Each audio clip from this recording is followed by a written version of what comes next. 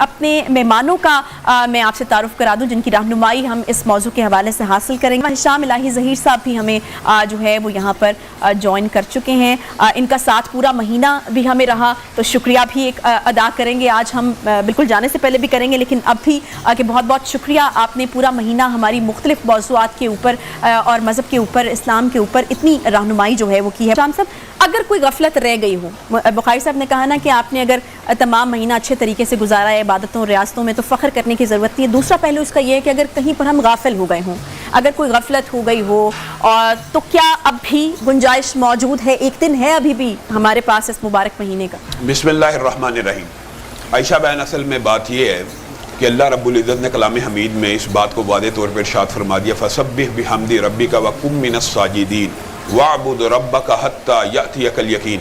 जो रब रमज़ान के अंदर आपका रब था वो शवाल में भी रब है, वो मुहर्रम सफ़र रबीउल अव्वल में भी है। वकुम मिनस साजिदीन के बाद अल्लाह ताला ने कहा वाबुद रब्बका हत्ता यातियकल यकीन। रमज़ान आया आपकी ट्रेनिंग के लिए, आपकी इस्लाह के लिए। आप अपना आज जायज़ा लें कि मैं रमज़ान से पहले कैसा था। अगर मैं आज भी वैसा ही हूँ तो फिर रमज़ान ने आपको कोई नफ़ा नहीं दिया। वाबुद रब्बका हत्ता यातियकल यकीन। अल्लाह ताला ने आपके ऊपर पाबंदी ये लगाई है कि आपने मौत के आखिरी झटके तक या नई जिंदगी में कदम रखने तक ही अल्लाह की इबादत करनी है। ये बंदा मोमिन के ऊपर अल्लाह की तरफ से आसानी भी है। अगर हम गौर करें तो पहले 15 बरस तो बचपन में गुजर जाते हैं, और अगर 60 साल की औसत जिंदगी लगाएं तो 15 बरस सोने में गुजर जाते हैं। बुनियादी तौर पे अल्लाह ताला ने 30 साल का एक पीरियड दिया है एक नॉर्मल इंसान को कि जिसमें उसने अपने रब को मनाना है। आज रमज़ान चला गया, आज रमज़ान जा रहा है, बेशक गफलतें भी हुई हैं, कोताहियां भी हुई हैं, लेकिन इन्नल्लाह यबसुतु यदहु बिल्लैल। अल्लाह ताला कहता है रमज़ान खत्म हो जाने के बाद भी मैं हर रात को आसमान दुनिया पे नज़ूल करता हूँ कि है कोई मांगने वाला मुझसे मांगे। बेशक रमज़ान की बरकत हमने लोगों के सामने रखी कि रमज़ान के अंदर उम्रा, जैसे शाह साहब ने कहा, एक उम्रा जो बंदा रमज़ान में करता है वो गोया नबी करीम सल्लल्लाहु अलैहि वसल्लम के साथ हज को अदा करता है। लेकिन हमने इस हदीस के ऊपर कभी गौर नहीं किया। शाह साहब ने आपको प्रोग्राम्स के अंदर ये बातें बताई हैं कि नबी करीम सल्लल्लाहु अलैहि वसल्लम एक मरतबा मिंबर पे चढ़े थे, 3 मरतबा आमीन कहा। साहबा ने पूछा हमने किसी को देखा ही नहीं, आप आमीन आमीन कह रहे हैं, तो जो हमारे मौजू से मुताल्लिक बात है मैं सिर्फ वो करूंगा। नबी करीम ने कहा आसमान से जिब्रील अमीन आए थे, 3 दुआएं करके गए हैं। अब बताइए जिब्रील अमीन को अल्लाह ही ने भेजा है और अल्लाह ही ने दुआ के अल्फाज सिखाए हैं, इन्नहु लक़ौलु रसूलिन करीम ज़ी क़ुव्वतिन इंदा ज़िल अर्शी मकीन मुताइन सम्मा अमीन। उर्दू मुहावरे में इसका तर्जुमा ये है, इतना मुकर्रब फरिश्ता है जो अल्लाह का भी हमसाया है और आके नबी करीम के सामने दुआ के अल्फाज कह रहा है। तो इस दुआ की कबूलियत में कोई शुबा हो सकता है कि एक रसूल दुआ कर रहा है, दूसरा पैगंबर जो रसूलों का सरदार है वो आमीन कह रहा है। उसमें एक दुआ ये थी कि जिसने रमज़ान का महीना पाया और अपने आप को जहन्नुम से आज़ाद न करवाया। आज 29 बार होता है। आज इस्तिसाब की कैफियत होनी चाहिए कि अगर यौम किताबत तकदीर के दिन मैं या सुनने वालों में से कोई जहन्नमी लिखा था, रमज़ान का पूरा महीना पा लिया, अपने आप को जहन्नुम से आज़ाद करवाया कि नहीं? अगर जहन्नुम से आज़ाद नहीं करवाया तो नबी करीम सल्लल्लाहु अलैहि वसल्लम ने कहा वो हलाक हो गया, बर्बाद हो गया, तबाह हो गया, नाक खाक आलूद हो गई और उसके लिए वैल नामी घाटी है। ये 5 मुख्तलिफ रवायात के अल्फाज है। यानी जिसने रमज़ान से फायदा न उठाया हकीकत में तबाह बर्बाद वही हुआ। अभी भी रमज़ान के कुछ लम्हे बाकी हैं और अल्लाह रब्बुल इज़्ज़त की रहमत भी बाकी है। आज भी इफ्तारी से कबल जो चाहता है, और हो सकता है अल्लाह ताला 30वां रोज़ा भी दे दे, अगर जो चाहता है कि रब के सामने आज भी हाथों को फैला दे। नबी करीम सल्लल्लाहु अलैहि वसल्लम ने इरशाद फरमाया, जो बंदा ज़मीन से लेके आसमान तक गुनाह नहीं, इस हदीस के अल्फाज के ऊपर आपने गौर करना है, जमीन से लेके आसमान तक इतने गुनाह लेके आए कि रजिस्टर भरे हो। जमीन से आसमान के माबैन उसके गुनाह की जो किताबत हो रही है उसके रजिस्टर भरे हुए हैं। सिर्फ एक मरतबा आके सिद्के दिल से अल्लाह की बारगाह में आके कह दे अल्लाह मुझे माफ कर दे, तो अल्लाह ताला उसकी माफी बहुत खूबसूरत बात है। सदके दिल यहाँ पर अब जो हमने हिशाम इलाही ज़हीर साहब की गुफ्तगू से आखज़ किया है वो ये है कि वक्त मैटर नहीं करता। एक दफ़ा भी सजदा आप में जाएं और सदके दिल से आप दुआ करें तो आपके पास तो अभी भी बहुत सारा वक्त जो है वो इस लिहाज से मौजूद है। शाहीन, और ये वो मौजू है जिसके ऊपर हमारे कंटेस्टेंट्स जो हैं वो अपने ख्यालात का इजहार आज करेंगे। जज साहिबान से भी तारुफ, सैयद ज़ियाउल्लाह शाह बुखारी साहब हमारे साथ मौजूद हैं, शाम इलाही ज़हीर साहब, ये दोनों यहाँ पर मुनसिफ की हैसियत से जो है ये फ़राइज़ सर अंजाम देंगे। जी شاہین کیا ہے صدر علی وقار؟ ایک پرندہ جو پرواز کی نیت باندھے تو آفاق کی بلندیاں اپنے پروں میں سمیٹ لیتا ہے، نظر دوڑائے تو وسعت لامکانی اس کی آنکھوں میں سما جاتی ہے، اور اگر رزق کی تلاش میں نکلے تو مردار رزق کھانے کی بجائے بھوک کی آتش کا لقمہ اجل بن جانے کو ترجیح دیتا ہے۔ یہی وجوہات تھی کہ اقبال مرد مومن کو بھی شاہین کی صفات کا پیکٹ دیکھنا چاہتے تھے، مگر صدر علی وقار ہم نے اقبال کے اس خواب کو شرمندہ تعبیر کے تخت کی بجائے شرمندہ تحقیر کے تختے پر چڑھا دیا۔ ہماری گزشتہ 75 سالہ بوڑھی تاریخ پر نظر دوڑائیے تو ان نام نہاد شاہینوں کو ایک دوسرے کے ماتھے پر خندہ زن آیت کرگس دیکھ کر اقبال جرم کرتا پائیں گے کہ ہم اقبال کے شاہین نہیں ہیں، ہم پہ تو قناعت قائل ہے، ہم حرکت و پرواز کو اپنی موت سمجھتے ہیں۔ تندیے باد مخالف سے ہم لوگ اتنا گھبرائے کہ ہمارے کند ذہنوں میں تخلیق اور تحقیق کی تمام رگیں کٹ گئیں، تحقیق اور تخلیق کی تمام رگیں کٹ گئیں۔ صدر علی وقار ہم اقبال کے شاہین نہیں بلکہ کرگس ہیں۔ صدر علی وقار ہم اقبال کے شاہین نہیں بلکہ کرگس ہیں، جو دائرے میں سفر معکوس طے کرتے ہیں، جو پلے بڑھیں گے، بقا کی خاطر لڑے مریں گے، پھر اپنے جیسے کئی جنیں گے اور اس جہاں سے نکل پڑیں گے۔ جنہیں جنیں گے وہ سب کے سب بھی یہی کریں گے، پھر ان کے بچے اور ان کے بچے۔ یہی ہمارا کل دائرہ حیات ہے کہ پتھرائے ہوئے لوگ ہیں، حرکت نہیں کرتے، یہ لوگ تو مرنے کی بھی جرت نہیں کرتے۔ کیوں ان کو سناتے ہو اقبال کے نغمے، کشکول نما ہاتھ بغاوت نہیں کرتے۔ صدر علی وقار اب ضرورت اس امر کی ہے کہ ہم سب اپنے تاریخ ماضی سے سبق سیکھتے ہوئے اقبال کے شرمندہ تعبیر ہوئے خواب کو شرمندہ تعبیر کریں اور ایک حقیقی پہچان دیں۔ آپ کی سماعت میں بہت شکریہ۔ حمزہ اکرم بہاؤدین ذکریہ یونیورسٹی ملتان سے اپنے خیالات کا اظہار کر چکے ہیں۔ Sumaiya government Islamia college for women, آ جائیے۔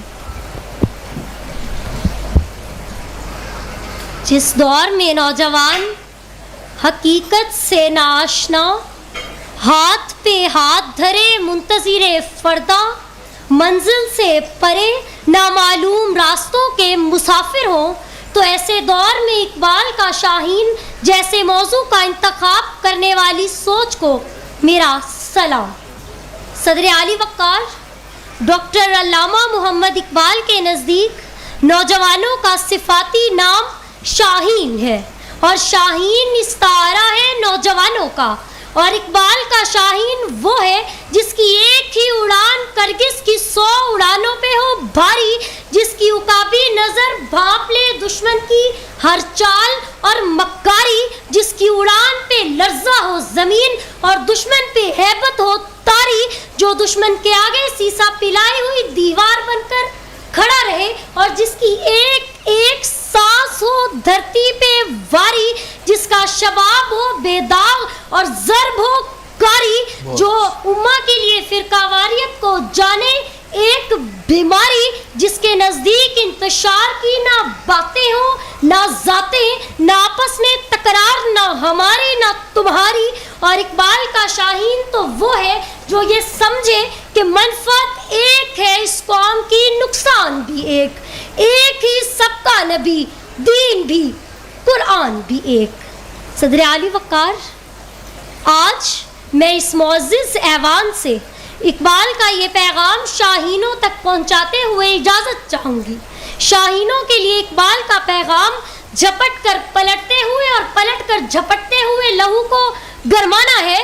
تقدیر اور بس تقدیر کے راگ الاپنے کی بجائے اپنی تقدیر آپ بنانا ہے، پختہ ارادوں کے ساتھ تلاطم خیز موجوں سے ٹکرانا ہے۔ اور اقبال کا پیغام نوجوانوں کے لیے قصر سلطانی کا گنبد نہیں بلکہ پہاڑوں کی چٹانیں اس کا ٹھکانہ ہے۔ اور اقبال کا پیغام خودی کی پاسداری کرتے ہوئے غریبی میں نام کمانا ہے کہ دیار عشق میں اپنا مقام پیدا کر، نیا زمانہ نئے صبح و شام پیدا کر۔ میرا طریق امیری نہیں فقیری ہے، خود ہی نہ بیچ غریبی میں نام پیدا کر، خود ہی نہ بیچ غریبی میں नाम पैदा। वेरी गुड, शुक्रिया। Very good. माशाल्लाह। ज़बरदस्त। नवीद हुसैन साहब आ जाइए, सरगोदा यूनिवर्सिटी से आपका ताल्लुक़ है, 2.5 मिनट आपके पास अपने ख्यालात का इजहार करने के लिए। नहीं तेरा नशेमन कसरे सुल्तानी के गुंबद पर, तू शाही है बसेरा कार पहाड़ों की चट्टानों में। जनाब सदर, आज मेरी तकरीर का उन्वान इकबाल का शाहीन है। इकबाल के नज़दीक शाहीन की वही अहमियत है जो किड्स के लिए बुलबुल और शैले के लिए स्काईलार्क की थी। जनाब अली वकार, इकबाल का शाहीन वो है जो अपनी दूर अंदेशी और खलवत पसंदी की वजह से हर आने वाली मुश्किल को भांप लेता है। इकबाल का शाहीन वो है जो हार तो सकता है मगर कभी तर्क नहीं करता। इकबाल का शाहीन वो है जो अपने पुख्ता अज़म और अटल नज़रिए की वजह से अपने मकासद की तकमील करता है और कभी ज़माने में सिपाही मकबूल हुसैन और कभी डॉक्टर अब्दुल कदीर बनकर उभरता है। लेकिन जनाब सदर, अफसोस सद अफसोस, आज वही शाहीन करगस का रूप धार चुका है। पलट झपट कर वार करने वाला आज खुद वार की जद में आ गया है।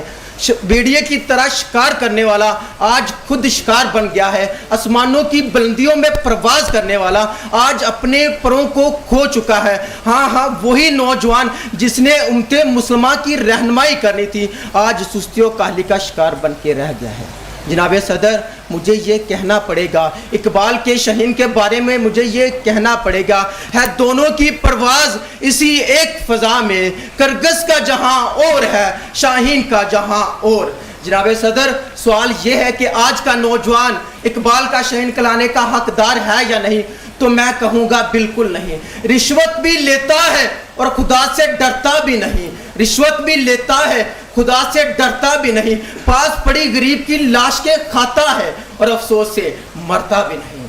जनाब सदर, बिनते हवा की इज्जत को तार तार करने वाला, यतीम का हक मारने वाला, गरीब पर जुल्म ढाने वाला, रिश्वत, सूद, अनाप्रस्ती, हसद और अपने काले करतूतों में डूबा हुआ एक स्याह कवत हो सकता है मगर मेरे इकबाल का शाहीन नहीं। मुझे ये कहना पड़ेगा, है शिकायत मुझे यारब खुदा बंदे मकतब से, सबक शाही बच्चों को दे रहे हैं खाकबाजी का। आपकी समाप्त का बहुत बहुत जज साहिबान कोई रिजल्ट अनाउंस करें उससे पहले जो है मैं चाहूँगी वो कुछ डिस्कशन करें आपस में, यकीनन मिलकर एक नतीजा जो है वो हमारे सामने आएगा। बिस्मिल्लाहिर्रहमानिर्रहीम। हमजा अकरम का जो कंटेंट था ना वो बड़ा अच्छा था, कंटेंट अच्छा था, तकरीर का अंदाज भी कुछ बेहतर था, लेकिन हाफजा कमज़ोर था। और तकरीर के अंदर अगर बंदे का हाफजा कमज़ोर होना और वो तो गोया उसने अपनी तकरीर का खुद बेड़ा गर्क कर लिया।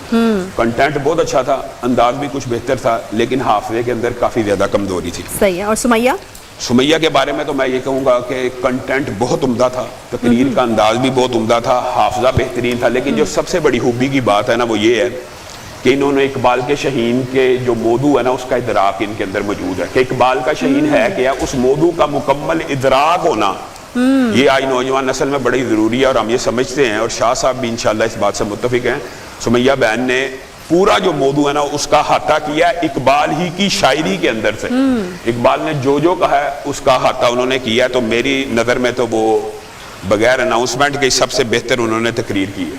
अच्छा, यानी ये आपका फैसला। हाँ। नवीद हुसैन के बारे में भी आप बता दीजिए, फिर मैं नवीद भाई की जो है ना तकरीर का अंदाज वो बेहतर है, लेकिन तलफ़ुज़ जो है ना वो बहुत ज़्यादा कमज़ोर है, लफ्ज़ों की अदायगी कमज़ोर है। दूसरी बात ये जो उन्होंने 1-2 शार पढ़े हैं वो भी गलत पढ़े। अच्छा, यानी उनको उसके अंदर भी मेहनत करने की ज़रूरत है बुनियादी तौर पे। फिर भी मैं ये समझता हूँ कि इतने बड़े असल में स्टेज के ऊपर आके कई मरतबा जब हम छोटे होते थे तकरीर करने वक्त हमारी भी टांगें कांप रही होती थी, तो शायद इस चीज़ के प्रेशर की वजह से वो हमारे पहले भाई भूल गए हैं और दूसरे भाई की जो गलतियां हैं ना वो तलफ़ुज़ की भी मौजूद है, लफ्ज़ों की अदायगी की गलतियां भी मौजूद हैं, लेकिन सबसे बड़ा जो हामी है वो इनका कंटेंट बहुत कमज़ोर था। अच्छा, कंटेंट में कोई चीज़ ही नहीं थी। ठीक, यानी इकबाल के शहीद ये शामिल आई ज़हीर साहब की जजमेंट थी हमारे तीनों कंटेस्टेंट्स के हवाले से। यकीनन नबी करीम अलैहिस्सलाम की अगर आप तालीम पे गौर करें तो आपने जहाँ भी हकूकुल्लाह की बात की है तो साथ ही हुकूकुल्लाह के साथ हुकूकुल इबाद की बात की।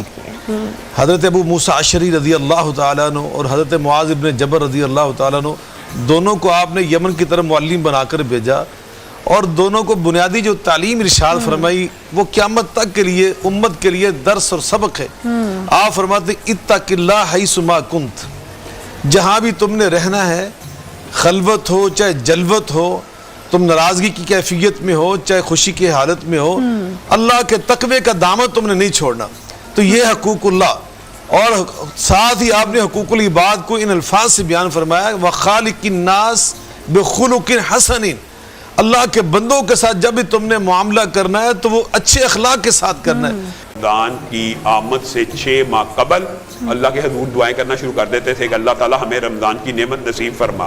اور جب رمضان ختم ہوتا تھا تو اللہ کی بارگاہ میں روتے تھے کہ اللہ تعالیٰ زندگی میں ایک رمضان کا موقع اور دے دی. اور اس بات کی تصدیق ایک بہت بڑی حدیث سے ہوتی ہے. طلحہ بن عبید اللہ نے رسول اللہ صلی اللہ علیہ وسلم کے پاس آ کے ایک واقعہ بیان کیا تھا، جس کا پس منظر یہ ہے کہ طلحہ بن عبید اللہ بیان کرتے ہیں میں نے 2 صحابہ کو ایک ہی دن اسلام کو قبول کرتے ہوئے پایا، ایک ہی دن اسلام قبول کیا. ایک صحابی بہت زیادہ عبادت گزار بن گیا اور اللہ کے راستے میں شہید ہو گیا، اور دوسرے نے کم عبادت کی اور 1 سال بعد طبی موت فوت ہو گیا.